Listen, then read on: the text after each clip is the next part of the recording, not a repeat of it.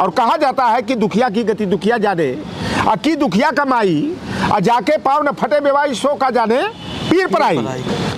अगर किसी ने ओबीसी को 27% आरक्षण कोटा देने की व्यवस्था किए तो उन महापुरुषों में जो है कि नेताजी का नाम दर्ज किया जाता है। पेट में दर्द होने लगा कि जो लोहार कुहार सुनार तेली तमोली बरई बारी नाई धोबी कुजरा कसाई फकीर जुलाहा गद्दी घोसी राजभर चौहान मलाह केवट अहिर कुर्मी काछी जैसी जातियां हमारे सामने जमीन पर बैठती हैं, या प्रधान बनकर के कुर्सी पर बैठ करके कलम चलाएंगी। हमारे नेताजी को अपमानित करते हुए यही सामंती जातियों ने, यही मनुवादियों ने मुल्ला मुलायम सिंह यादव कहा था, लेकिन नेताजी जो कह दिए वो करके दिखाते थे। देखन में छोटा लगे घाव करे गंभीर, नेताजी निर्णय से कभी मुकरते नहीं थे।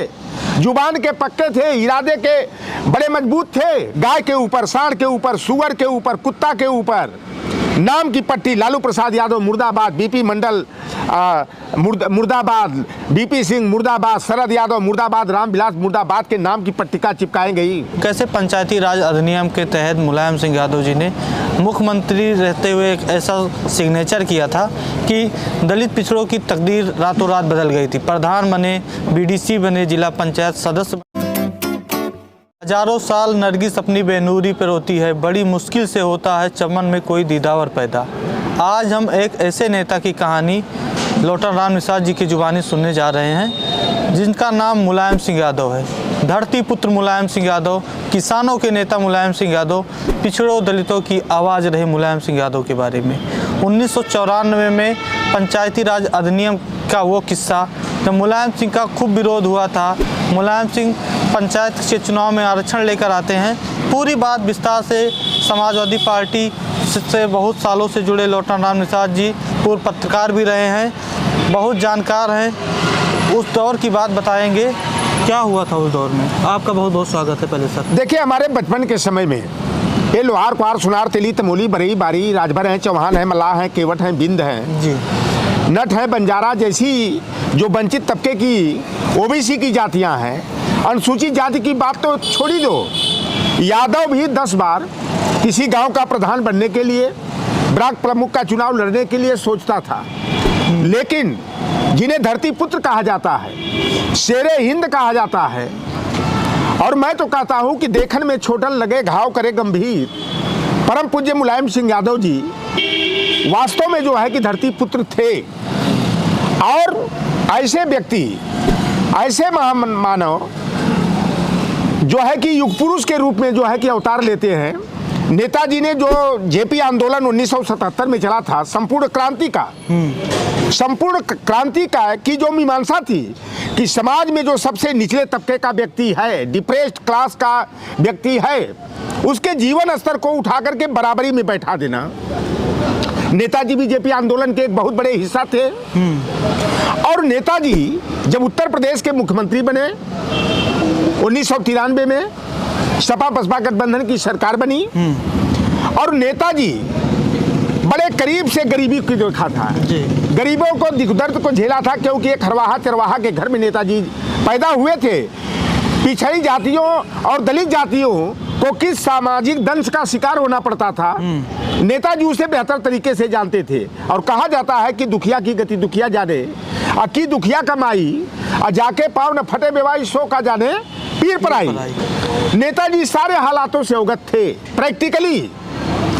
और नेताजी जब 93 में मुख्यमंत्री बने, उन्होंने जेपी आंदोलन की जो मंशा थी कि समाज की एकदम बिल्कुल वंचित तबके के लोग हैं उनको सम्मान के साथ जो है कि बराबरी में बैठाना, और नेताजी ने एक अभूतपूर्व निर्णय लिया पंचायत राज अधिनियम 1994 का।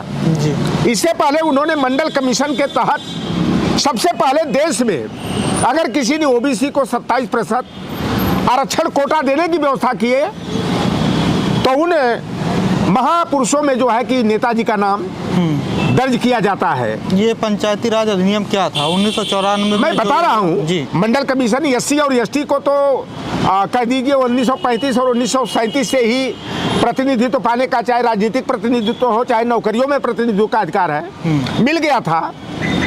मंडल कमीशन के तहत बीपी सिंह जी की जब सरकार थी, नेताजी शरद यादव जी, मुलायम सिंह यादव जी, लालू प्रसाद यादव जी, रामविलास पासवान के प्रयास से मंडल कमीशन की सिफारिश को बीपी सिंह जी की सरकार ने लागू करके 27% ओबीसी को आरक्षण कोटा देने का काम किया। और तमाम मनुपुत्र जो अधिवक्ता थे उन्होंने 42 याचिका माननीय उच्चतम न्यायालय में योजित कर दिया। 13 अक्टूबर 1990 को अधिसूचना जारी हुई। 1 अक्टूबर 1990 को स्टे ऑर्डर हो गया और मामला चलता रहा। लालू प्रसाद यादव जी पूरे देश के बड़े से बड़े वकीलों के यहाँ सिफारिश करते थे कि 2 गुना फीस ले लीजिए, 5 गुना ले लीजिए, लेकिन मेरे मंडल के पक्ष में पक्ष रखिए। लेकिन कोई मनुपुत्र वकील जो है, कह दीजिए सामंती समाज का वकील, मंडल कमीशन का मुकदमा लड़ने को तैयार नहीं हुआ। और मंडल की सुनवाई के लिए 9 जजों की एक पूर्ण पीठ बनी और लालू प्रसाद यादव जी ने राम जेठमलानी जो क्रिमिनल लॉयर थे उनके यहाँ जाकर के सिफारिश की कि आप हमारा मुकदमा लड़िए। उन्होंने कहा कि मैं तो क्रिमिनल लॉयर हूँ, यह संवैधानिक मुद्दा है। उन्होंने कहा मुझे विश्वास है कि आप हमारी लड़ाई ईमानदारी से लड़ेंगे। और राम जेठमलानी जी ने मंडल के पक्ष में जबरदस्त अपनी बात को रखा और 16 नवंबर 1992 में मंडल कमीशन को संवैधानिक करार दे दिया गया। कहिए कि कानूनी प्रक्रिया में जो है मंडल कमीशन को जो है कि वैधानिकता प्राप्त हो गई। इसके बाद जो है कि सत्ता का परिवर्तन केंद्र सरकार में हुआ। नरसिंहा राव जी जो है पहले प्रधानमंत्री तो थे ही, प्रधानमंत्री बने और उन्होंने जो है कि 10 सितंबर 1993 को केंद्र सरकार की नौकरियों में 27% ओबीसी को आरक्षण के लिए उन्होंने जो है सूचना जारी किया। और नेताजी पहले व्यक्ति थे कि उत्तर प्रदेश में मंडल कमीशन की सिफारिश को केवल नौकरियों के लिए ही नहीं, उन्होंने शैक्षणिक संस्थानों में, यूनिवर्सिटी कॉलेजेज में 27% आरक्षण की व्यवस्था को सुनिश्चित करने का शासनादेश किया। और पंचायत राज अधिनियम के माध्यम से वह केवल पिछड़ों के लिए नहीं, समाज के वंचित तबके ओबीसी, एससी, एसटी और महिलाओं को जो है किसी भी जाति धर्म वर्ग संप्रदाय की महिलाएं हों उनको ग्राम प्रधान के चुनाव में, क्षेत्र पंचायत के चुनाव में, ब्लॉक प्रमुख के चुनाव में, नगर निगम के चुनाव में, मेयर का हो, सभासद का हो, चेयरमैन का हो, पार्षद का हो, जिला पंचायत अध्यक्ष का हो, ओबीसी को 27%, अनुसूचित जाति को 21%, एसटी को 2% और सभी जाति धर्म वर्ग की महिलाओं को सभी स्तरों पर जो है पंचायत में, नगर निकाय हो चाहे ग्राम पंचायतें हों, इनमें 33% आरक्षण व्यवस्था का कोटा देने का शासनादेश नेताजी का है। मुझे वह बात याद है कि यही सवर्ण जाति के लोग जो हमारे बाप दादा को जमीन पर और खटिया पर नहीं बैठने देते थे, उनके पेट में दर्द होने लगा कि जो लोहार, कुहार, सुनार, तेली, तमोली, बरई, बारी, नाई, धोबी, कुजरा, कसाई, फकीर, जुलाहा, गद्दी, गोसी, राजभर, चौहान, मल्लाह, केवट, अहिर, कुर्मी, काछी जैसी जातियां हमारे सामने जमीन पर बैठती हैं, या प्रधान बनकर के कुर्सी पर बैठ करके कलम चलाएंगी। हमारे नेताजी को अपमानित करते हुए यही सामंती जातियों ने, यही मनुवादियों ने मुल्ला मुलायम सिंह यादव कहा था। लेकिन नेताजी जो कह दिए वो करके दिखाते थे। देखन में छोटा लगे घाव करे गंभीर, नेताजी निर्णय से कभी मुकरते नहीं थे, जुबान के पक्के थे, इरादे के बड़े मजबूत थे। और नेताजी की देन है कि आज वंचित वर्ग की तमाम जातियां, मैं घटनाक्रम बता दूं अपने जिले का, जहां 100% ओबीसी हो, यादव हो, निषाद हो, चाहे राजभर चौहान हो, बिंद हो, वहां तो प्रधान का चुनाव कोई बैकवर्ड लड़ लेता था। लेकिन कोई जहां 1 घर, 2 घर, 4 घर भी सवर्ण जाति के लोग, भूमिहार हो, ब्राह्मण हो और राजपूत हो, वहां कोई बैकवर्ड, यहां तक कि यादव भी चुनाव लड़ने की हिम्मत नहीं जुटा पाता था। एशिया का सबसे बड़ा गांव है हमारे जिले गाजीपुर में, गहमर जैसे एशिया के सबसे बड़े गांव का प्रधान कनुआ का बेटा बन गया, चौरसिया का बेटा बन गया, भुजवा का बेटा प्रधान बन गया। शेरपुर बहुत बड़ा गांव है हमारे गाजीपुर जनपद का, वहाँ का प्रधान भी जो है कि कानू का बेटा, तेली का बेटा उस गांव का प्रधान बन गया। तो ये फैसला लेने के बाद कैसा चुनौतियां मुलायम सिंह जी के सामने? नेताजी के साथ चुनौतियां क्या, नेताजी के जो निर्णय थे उसको हाथों हाथ लिया गया। उसका जो है कि तहे दिल से स्वागत किया। विरोध तो बहुत हुआ, मंडल कमीशन का विरोध। मैं उस समय तो ग्रेजुएशन का स्टूडेंट था। बीपी सिंह जी जब कांग्रेस पार्टी छोड़ करके राष्ट्रीय मोर्चा बनाए तो सबल जाति के लोगों ने एक नारा लगाया था, राजा नहीं फकीर है, देश की तकदीर है। देश की तकदीर। और जब नेताजी लालू प्रसाद यादव जी, शरद यादव जी, रामविलास पासवान के प्रयास से राजा मांडा, बीपी सिंह जी ने मंडल कमीशन की सिफारिश को लागू करने का निर्णय 7 अगस्त 1990 को लिए। 13 अगस्त 1990 को अधिसूचना को जारी कर दिए तो रातों रात नारा बदल गया, राजा नहीं रंक है, देश का कलंक है, मान सिंह की औलाद है।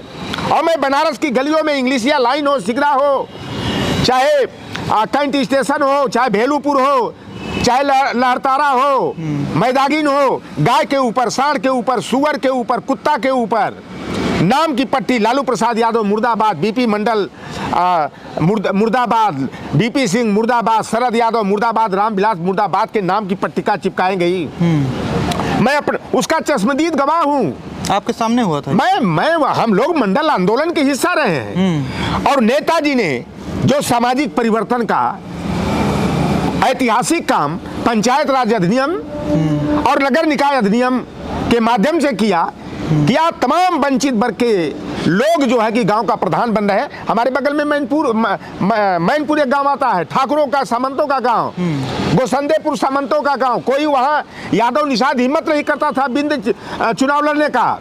लेकिन जब पंचायत राज अधिनियम के तहत ओबीसी की सीट हुई, कभी एससी की सीट हुई, तो वहाँ यादव भी लड़ा, निषाद भी लड़ा, चमार भी लड़ा, पासी और गोड़ और खरवार जैसे लोग भी लड़े। रेवतीपुर बहुत बड़ा गांव है हमारे यहाँ का, कई पट्टी का गांव है। रेवतीपुर का प्रधान डोम का बेटा बना, जो समाज का सबसे वंचित तबका होता है, अंत्यज होता है, वह प्रधान बना। फिर इसके बाद गोड़ और खरवार का बेटा गांव का प्रधान बना। जीवराजपुर पटकनिया ठाकुर सामंतों का गांव, उस गांव का प्रधान जो है गोड़ बिरादरी का व्यक्ति बन करके सम्मान पाया। और हमारी बगल में हमारी ग्राम पंचायत भी जो है कि एक बगल वाली चालीपुर सामंतों का गांव, भूमिहार सामंतों का था, संलग्न हो गई। वहाँ दुसाद का बेटा गांव का प्रधान बन करके सम्मान पाने का काम किया। तो यह सम्मान देने का काम माननीय नेताजी ने किया। सबसे बड़ा घाट माफिया हमारे ससुराल के थे, गोरखनाथ उपाध्याय, सरिया गांव का प्रधान, एक हजामत बनाने वाले, दाढ़ी बार काटने वाले एक नाई का बेटा उस गांव का प्रधान बना। एक नहीं, ये हर जगह अपने यहाँ जाकर के खोजिए, चाहे गोरखपुर देवरिया हो, गाजीपुर हो, चाहे मैनपुरी इटावा हो, नेताजी के जो निर्णय थे संपूर्ण क्रांति को धरातल पर उतारने का, वंचित तबके को सम्मान के साथ बराबरी में बैठाने का, नेताजी बड़े दूरदृष्टि के नेता थे। और उन्होंने जो यह सम्मान दिया, यह समाज जो है सदियों सदियों तक नेताजी का मुरीद रहेगा। नेताजी उसके स्मृति पटल पर हम सदैव याद आएंगे। जब कभी भी पंचायत राज अधिनियम के तहत जो है हमारे गांव के प्रधान के चुनाव हो, चाहे जिला पंचायत के चुनाव हो, चाहे नगर निकाय के चुनाव हो, चाहे नगर निगम के चुनाव हो, नेताजी उस वक्त याद किए जाएंगे कि एक व्यक्ति जो कद काठी से तो छोटे थे, लेकिन उनके इरादे कितने बुलंद थे, कितने मजबूत निर्णय लेने वाले थे। मैं परम पूज्य धरती पुत्र मुलायम सिंह यादव जी से हम लोगों ने ककाहरा को सीखा है। नेताजी कहते थे, मैं गरीबी से निकल कर आया हूँ, गाय भैंस बचपन में चराया हूँ, खेत खलिहान में मैं काम किया हूँ। हम लोगों से कभी कभी पूछ देते थे कार्यालय कैंपस में, देखो हम लोग हल चलाए हैं, हम लोग कुदाल फावड़ा चलाए, देखो घट्टा पड़ गया। तो हम भी कहते थे, नेताजी देख लीजिए हमारे हाथ में भी घट्टा पड़ा है, हम लोग भी कुदाल फावड़ा चलाए हैं, हम लोग भी जो है खरबूज तरबूज बोने के लिए गड्ढा खोदने का, रम्मा चलाने का काम किए हैं, कुआं से पानी खींच करके गाय भैंस को पानी पिलाने का काम किए हैं। इसलिए नेताजी गरीबी को बड़े करीब से देखा था, बदहाली को झेला था। इसलिए नेताजी जब मुख्यमंत्री हुए, उन्होंने तमाम ऐसे अभूतपूर्व कार्य किए कि नौकरियों में, शिक्षण संस्थाओं में 27% ओबीसी को आरक्षण दिलाना। 2006 में उन्होंने निजी मेडिकल, डेंटल, पॉलिटेक्निक और मैनेजमेंट के कॉलेजेज में ओबीसी को 27%, एससी को 21%, एसटी को 2% आरक्षण 2006 में नेताजी ने दिया, जिसे योगी आदित्यनाथ जी जब मुख्यमंत्री बने।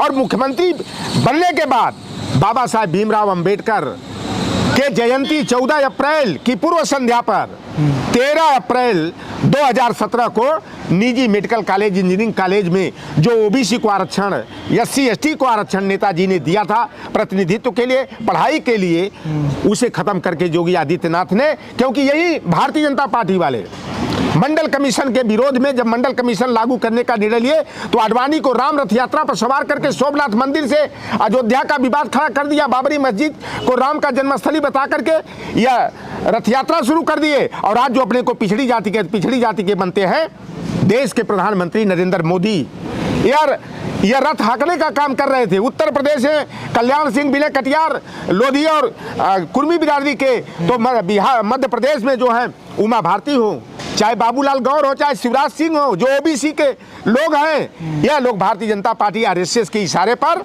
मंडल कमीशन का विरोध करने का काम किए थे। मैं तो साफ तौर पर कहता हूँ ठीक है कि जो मंडल कमीशन का विरोधी है वह पिछड़े दलित वंचित समाज का हितैषी नहीं हो सकता, या उसी तरह खतरनाक होता है। और अगर हम सोचते हैं कि भारतीय जनता पार्टी जो है पिछड़ों का हित करेगी, तो भैया जिस तरह से बिल्ली से दूध की रखवाली असंभव है, जंगली कुत्ते से मेमना की रखवाली असंभव है, उसी तरह जो लंबे संघर्षों के बाद बाबा साहेब भीमराव अंबेडकर के संविधान के अनुच्छेद संख्या 15(4), 16(4), 16(4) के तहत हमारे ओबीसी, SC ST और महिलाओं को जो सम्मान से जीने का, पढ़ने का, लिखने का, नौकरी में जाने का, कुर्सी पर बैठ करके कलम चलाने का अधिकार मिला है, वह भारतीय जनता पार्टी कभी पिछड़े दलित वंचित ओबीसी SC पसमानदा की हितैषी नहीं हो सकती। नेताजी मुलायम सिंह यादव जी का किस्सा सुना रहे थे लौटा राम निषाद जी, पूर्व पत्रकार रहे हैं, अपनी आंखों देखी उस समय 1994 की बात बता रहे थे कि कैसे पंचायती राज अधिनियम के तहत मुलायम सिंह यादव जी ने मुख्यमंत्री रहते हुए एक ऐसा सिग्नेचर किया था कि दलित पिछड़ों की तकदीर रातों रात बदल गई थी। प्रधान बने, BDC बने, जिला पंचायत सदस्य बने, क्षेत्र पंचायत सदस्य बने, ब्लॉक प्रमुख बने। लौटा राम जी के द्वारा सुनाई गई कहानी कैसी लगी है कमेंट में ज़रूर बताइएगा। ऐसे ही कहानी हम आप तक लाते रहेंगे, जुड़े रहिए हमारे साथ। बहुत बहुत धन्यवाद।